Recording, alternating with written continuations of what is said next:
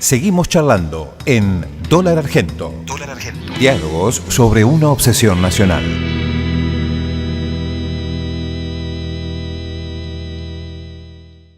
¿Por qué llamás a la convertibilidad la moneda imposible? Tenemos 2 horas. Es largo, ¿no? No, el concepto imposible surge de varias fuentes, digamos. Hay una fuente o un origen de esa idea que tiene que ver, un origen más empírico, que tiene que ver con todas las entrevistas que presenciaba o que hacía, en lo cual mis interlocutores decían era imposible salir de la convertibilidad, ¿no? Y ese fue un poco el punto de partida de la investigación. Digo, ¿por qué se decía que algo era imposible si finalmente sabemos que históricamente fue posible porque se salió de la convertibilidad? Entonces hay algo que me interpelaba en esa categoría de imposibilidad. Que eso me llevó a una pregunta. ¿Cómo algo, una política, una moneda, puede aparecer como la única posibilidad? Uh-huh. Entonces, finalmente, ¿qué es una de las figuras de lo imposible? En ese caso, es la contracara de la única posibilidad, ¿no? Si hay una sola posibilidad, significa que todo lo demás es imposible. Entonces, es imposible salir. ¿Por qué? Porque la única posibilidad es la convertibilidad. Uh-huh. Y eso se va a sostener inclusive en tiempos de crisis de la convertibilidad. Hasta el último momento todo el mundo defendía la convertibilidad y eran muy pocos los críticos, los hay. Alejandro Rothman, por ejemplo, era uno de ellos. Y hay otros. Es injusto no citarlo, pero son pocos. Son la excepción que confirma la regla.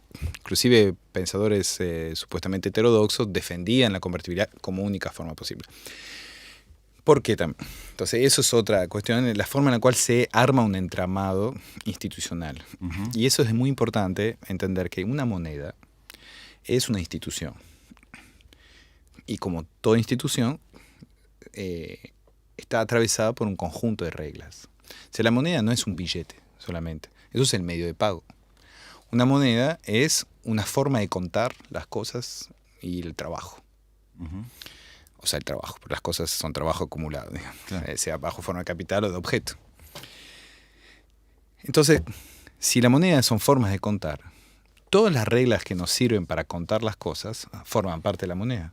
¿Se entiende? Uh-huh. O sea, la institución monetaria es ese conjunto de reglas que nos sirve para contar. ¿Para contar qué? ¿Cuánto valen las cosas? Entonces, una tasa de interés forma parte de la regla monetaria. Una tasa de cambio forma parte de la regla monetaria. El sistema fiscal forma parte de la regla monetaria. Las reglas de emisión monetaria forman parte de la regla monetaria. Todo eso forma parte de la regla monetaria. Entonces, cuando vino de devaluación, por ejemplo, se cambia la moneda, pero se cambia la forma de contar, ¿no? Todos somos conscientes de que de repente, por operación de un mercado, lo que valía nuestro sueldo en el extranjero, de repente vale 20-30% menos. Uh-huh. O sea que nuestra forma de contar los objetos afuera cambió. ¿Sí? Uh-huh. ¿Se entiende? Entonces es importante esa idea de una unidad de cuenta. Entonces, ¿qué hace la convertibilidad?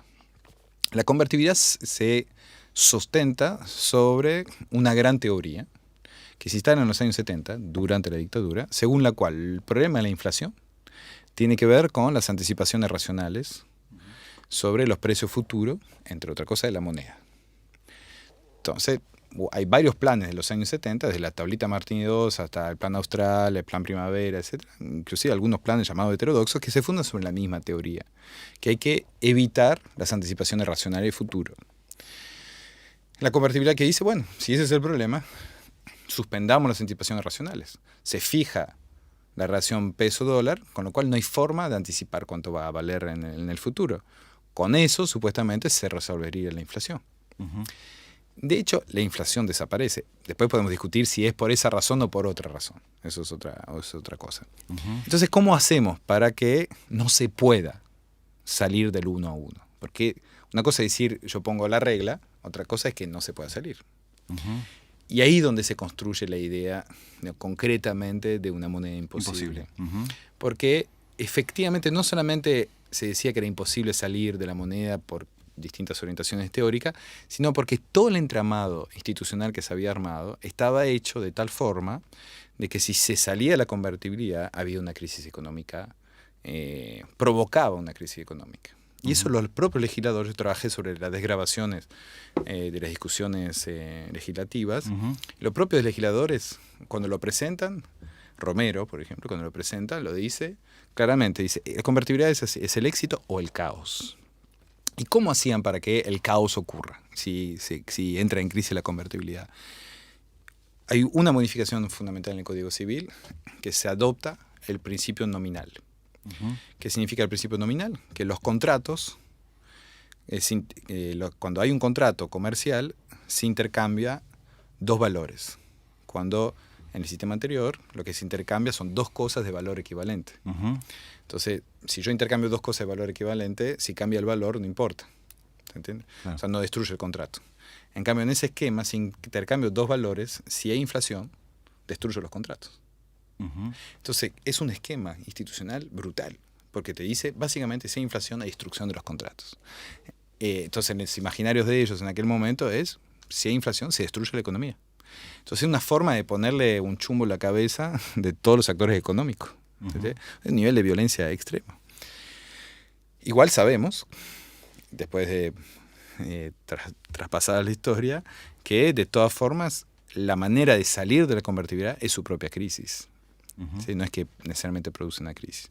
Pero son regímenes monetarios que son terribles, porque siempre generan problemas y son muy rígidos, y en general la salida de la crisis. El problema que tiene Europa hoy en día, por ejemplo, porque finalmente el euro es una convertibilidad con una diferencia fundamental, que la convertibilidad argentina era una convertibilidad con una moneda extranjera, la convertibilidad europea es con el marco alemán, una moneda propia del sistema. ¿Sí?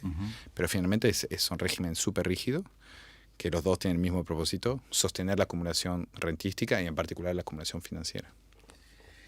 Esta cuestión del shock de confianza que vos planteás que se necesita precisamente para poner en marcha el plan de convertibilidad, ¿se lo puede asociar con esa idea del shock que toma Naomi Klein en su libro, bueno, la idea de Milton Friedman y los Chicago Boys de aprovechar ciertas catástrofes sociales, como en el caso de Argentina, un poco lo mencionabas, la hiperinflación durante el gobierno de Alfonsín, para precisamente terminar imponiendo, le llamo yo más bien, contrarreformas a nivel social y económico? Sí, en general, todas las grandes reformas económicas y sociales ocurren después de una crisis. Siempre es difícil reformar o transformar una sociedad sin crisis. Fue uno de los problemas que tuvo el macrismo, por ejemplo, ¿no? Transformar una sociedad sin crisis implica ponerla en crisis. Pues es muy interesante la pregunta que formulaba, porque finalmente, digamos, gran parte de lo que ocurrió en los últimos años tiene que ver con eso. En el caso del 91 claramente había una crisis, no hubo que generarla. Frente a una crisis, ¿qué se hace? El tema de la confianza en la teoría económica mainstream aparece como una condición previa. Y eso es un problema, porque eso supone entonces que todo lo que hay que hacer en la economía es para generar confianza. Y eso implica entregar todo, ¿no? Y finalmente, cuando miramos más de cerca los procesos socioeconómicos, nos damos cuenta que finalmente lo primero que hay no es la confianza. Lo primero que hay es un acto de soberanía. Porque finalmente lo que hace el régimen de convertibilidad es un acto de soberanía brutal. O sea, el Estado que fija la unidad de cuenta. No es liberal en el sistema. Claro. No es que primero hay confianza, entonces los actores tienen confianza. No. Esa paradoja se da un poco en la discusión de Terraño con Cavallo, creo, en el programa de Tiempo Nuevo de Bernardo Neustadt, ¿no? Que le critica a Cavallo ser un intervencionista, digamos. Claro, exactamente. Y en un punto tiene razón. Y por eso es interesante, porque finalmente, ¿por qué para la inflación? No es por las razones teóricas que esgrimen los que promovieron la convertibilidad, sino por razones totalmente opuestas. No es que para la inflación porque hay confianza en la moneda, porque no se emite más. Para la inflación porque hay un gran gesto soberano. O sea, es el imperium del Estado que para la inflación, no la confianza de los actores privados descentralizados que hacen que no jueguen sobre la unidad de cuenta. Que porque prohibiste que se disputara la unidad de cuenta. Claro. O sea, es un acto de una violencia, de un imperium que es tremenda. En términos de un liberal debería estar indignado frente a una práctica de esa característica. Entonces es importante desde el punto de vista de la teoría monetaria para no confundirse, porque si no se piensa que las políticas de estabilización monetaria tienen que ver con generar confianza y que después ocurre algo. No, querés estabilizar la moneda, generar un acto de soberanía muy fuerte. Que no necesariamente es porque tuvo consecuencias nefastas, porque sabemos que encierra en su dispositivo institucional las condiciones de su crisis posterior, aunque sea 10 años después, pero ya en su origen están las condiciones de su crisis posterior. Pero sí hay un punto central desde el punto de vista teórico y político, que la estabilización monetaria o la estabilización de los precios pasa por un acto de soberanía.